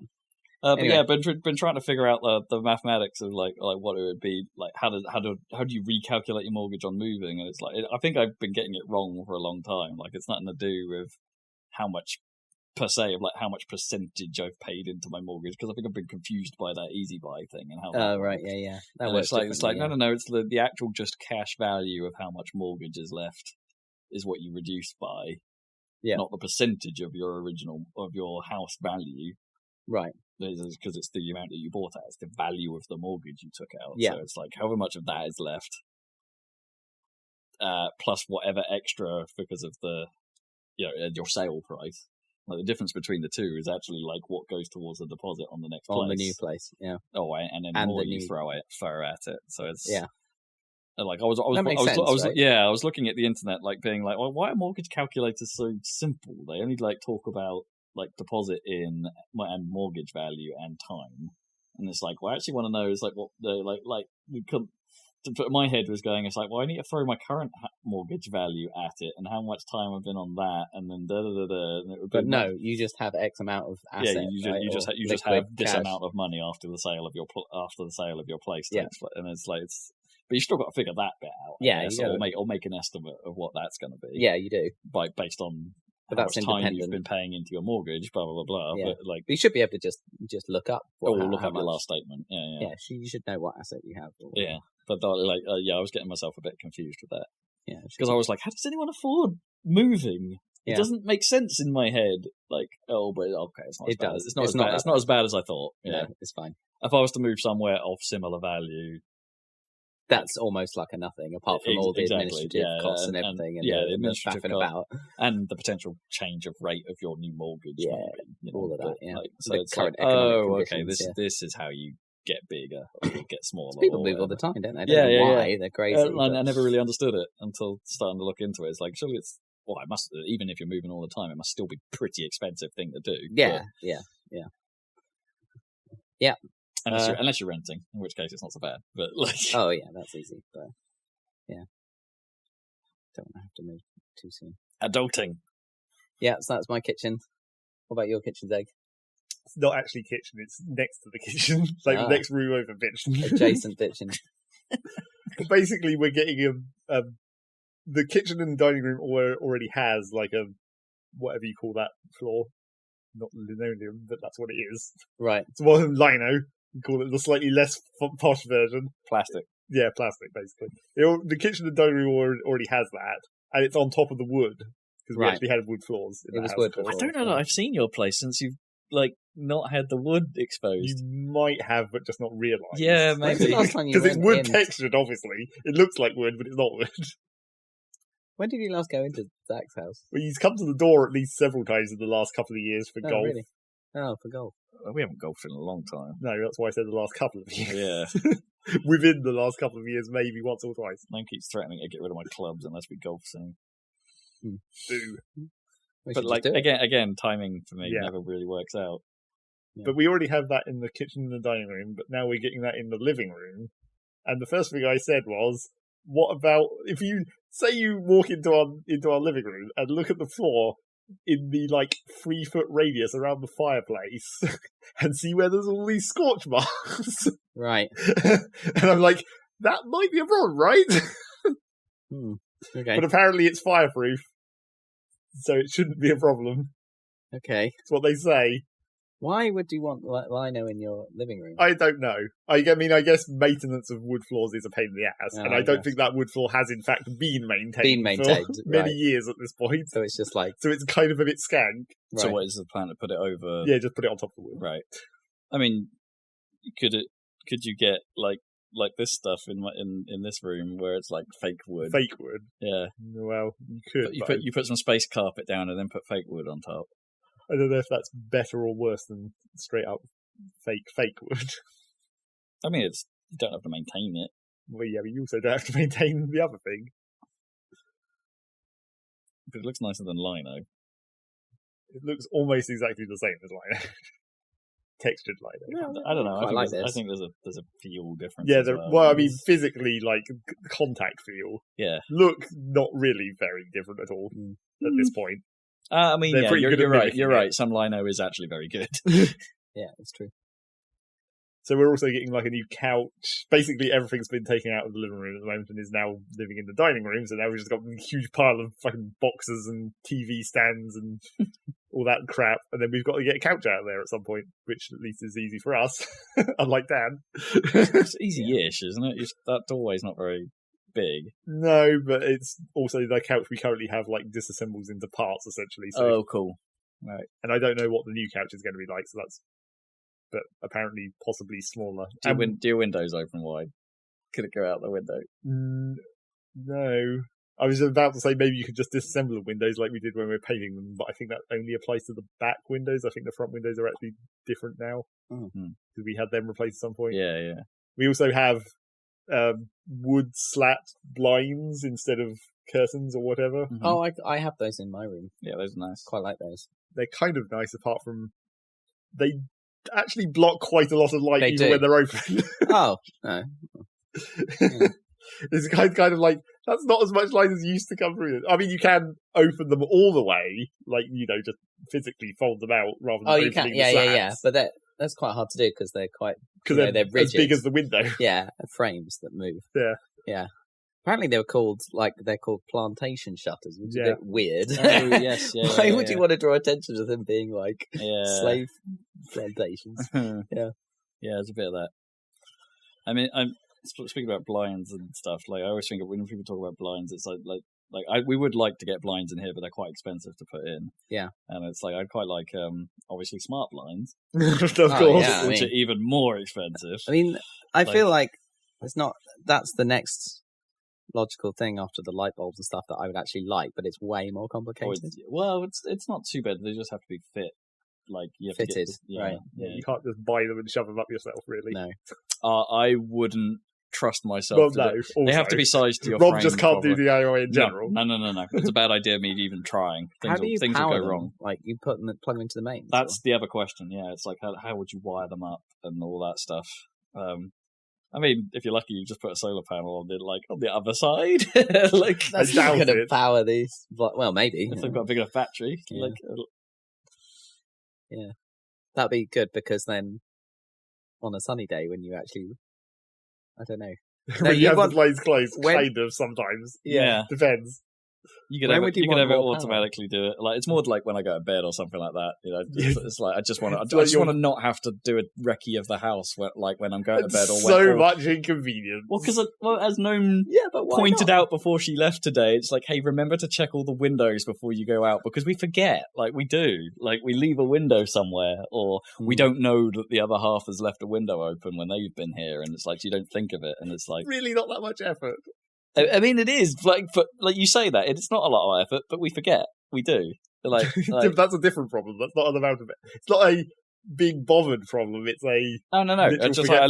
I legitimately don't remember to do that. So it's like me being asked or not makes absolutely no blind bit of difference. What you actually need is to use the technology you already have for detecting when you're leaving the house to just pop up, make your wrist vibrate and pop up a thing that says, did you remember to check all the doors? And then you'll go back and do it. So the problem with that is that... Oh, shit. Sorry. Press the wrong button. So the problem with that is that notification can't, because GPS isn't that precise or precise enough, that notification can't fire until I'm quite some distance away from the house. You probably get to your car or whatever, and then it's a bit further than that. Unless I parked miles away. Just stick a big old piece of paper on the inside of your door that has a checklist. Check the windows. Nah, man, I go with technology because it's cooler. Yeah, it's cooler. So I'm inordinately excited for Prime Day. Which is Monday. Which is purely for home automation. Well, yeah, I want to check out Smart Home Kit, and because it tends to go on fairly decent deals. Get those window sensors. And one for the fridge, so no one doesn't leave the fridge door open. Again, how is that even happening? Because your fridge sucks. Well, it doesn't have a beeper in it. And also the door doesn't really close that well. I mean, as soon as it's got any load in it, it affects the hinge too much and it doesn't actually... Well, no, as if there's too many large drinks. Well, yeah. Also, you put too much stuff in your fridge in weird places. But the drink holder's there to hold drinks. Except it doesn't hold the kinds of drinks that you keep trying to put there. But often we have no choices. This is where they go. This is where they have to be. But more to the point, actually, Gnome's just kind of rubbish at showing it. So, so like having a sensor that would be like the fridge is open would actually be kind of useful. Indeed. And I like to be able to ask the question when we're sleeping or something, or make it part of the go to bed routine we've got set up. So just have it sort of, now you can do this with Alexa, that you can have it talk back to you with specific things. It's like it wouldn't be too tricky apparently, using a SmartThings hub to rig up a routine that would check the status of all your sensors and have Alexa read you back. Oh, hey, stuff's open. Like, saving several seconds of effort. You've left some window. That we forget. Like that's not. It's not the. It's not the amount of time that's the issue. It's the forgetfulness. Now you're having to remember to ask the question. So you're still adding another step that can be forgotten. But we're not asking a question. We have a good night routine that is basically just say good night, and that turns the lights off at the moment. But I could like piggyback on the back of that to have it do all this other stuff, and optionally then go. Hang on a minute. You've forgotten some stuff. And I'm sure you'll enjoy that when it forces you to get back up and close doors all the time. I'd rather do that than... You'd rather do that than shut them before you go to bed. Well, I don't have a choice in that. What you're suggesting doesn't solve the problem of me forgetting. Like, you can't... It should do if you just make it an actual routine. That's the whole point of this, right? If you actually had a routine that did involve checking everything every time, it would become a routine, and then that would solve the problem. Me and routines don't say it. I guess that is like this would trust me. After so many years of being here, it's like if we haven't got this down yet, it's never going to happen. Yeah. It's just us. Yeah, that's the cool way. It's just us. I can solve it by some other means. This is a way. That's my house bitching, and that's the house bitching. That Gnome and I are idiots. So, so you got the house bitching at the end there, listeners. Yeah. Is that a podcast? We're still under. We're still under. What the heck is going on? I think that's probably enough. Okay, cool. We better go play some games. Yeah. Thanks for joining us. Let's go watch The Matrix. Yeah, we're gonna possibly go watch The Matrix because it's fucking awesome. It was 20 years since The Matrix. Yeah.